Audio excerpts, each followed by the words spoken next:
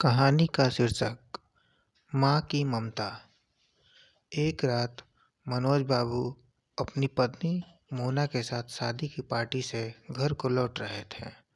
रात ज़्यादा होने की वजह से कोई सवारी गाड़ी नहीं मिल रही थी। मनोज बाबू का घर मुश्किल से 3 किलोमीटर की दूरी पर देहरादून के एक पहाड़ी गांव में था। मुसीबत ये थी कि महीना सावन का था और ऊपर से जोरों की बारिश भी हो रही थी और उन्हें अपना घर पहुंचना भी जरूरी था। अतः उन दोनों पति पत्नी ने पैदल ही घर जाने का निश्चय किया। मोबाइल की टॉर्च की मध्यम सी रोशनी में वे दोनों आगे बढ़ने लगे। वे अभी आधी दूर ही गए थे कि जोर से बिजली चमकी और बिजली की रोशनी में एक औरत का साया दिखा जो ठीक उनके सामने खड़ी थी। इस सुनसान सी सड़क पर रात के अंधेरे में अकेली औरत को देखकर उन्हें डर लगा और मन में तरह तरह के विचार आने लगे कि कहीं ये कोई। खैर, जो भी हो देखा जाएगा। ऐसा सोचते हुए उन दोनों ने अपने कदम आगे बढ़ा दिए, लेकिन बिजली अब बार बार लगातार चमकने लगी थी और उस बिजली की चमक में वो औरत दूर से ही साफ साफ दिख रही थी। वो औरत उन्हें रोकने का इशारा कर रही थी। उसे देखकर मनोज बाबू की पत्नी की तो हालत खराब हो रही थी, लेकिन मनोज बाबू को अब लगने लगा कि ये औरत शायद कोई मुसीबत में है।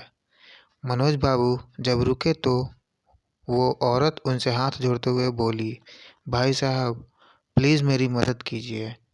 तेज़ बारिश और पहाड़ी ढलान होने की वजह से मेरी गाड़ी का एक्सीडेंट हो गया है। मेरी गाड़ी इस पहाड़ी ढलान से नीचे गिर गई है। उसमें मेरी 1 साल की मासूम बच्ची है।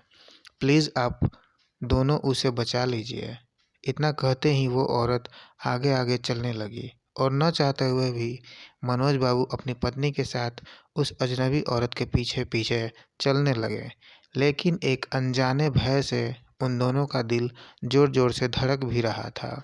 जैसे ही वे दोनों पहाड़ी से नीचे उस गाड़ी के पास गए तो उन्होंने देखा कि गाड़ी में एक प्यारी सी मासूम बच्ची रो रही है। मनोज बाबू ने बच्ची को गाड़ी से निकाला तो पाया कि बच्ची बिल्कुल ठीक है। मनोज बाबू ने उस बच्ची को अपनी पत्नी की गोद में दे दिया। फिर मनोज बाबू को लगा कि ड्राइवर की सीट पर भी कोई है।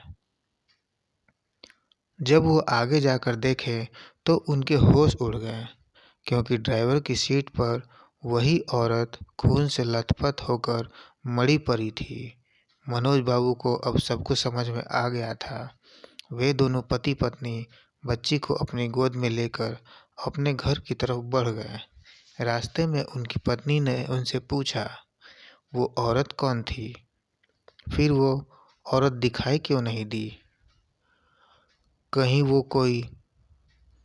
मनोज बाबू बोले, वो एक माँ थी, मर कर भी अपने बच्चों के लिए तड़प रही है, जो वही एक माँ थी।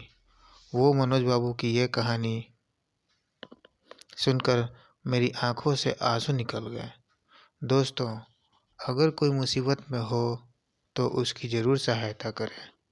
क्या पता आपकी एक छोटी सी कोशिश किसी की ज़िंदगी में बहार ला सकती है।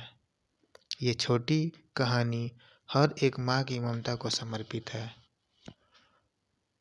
धन्यवाद।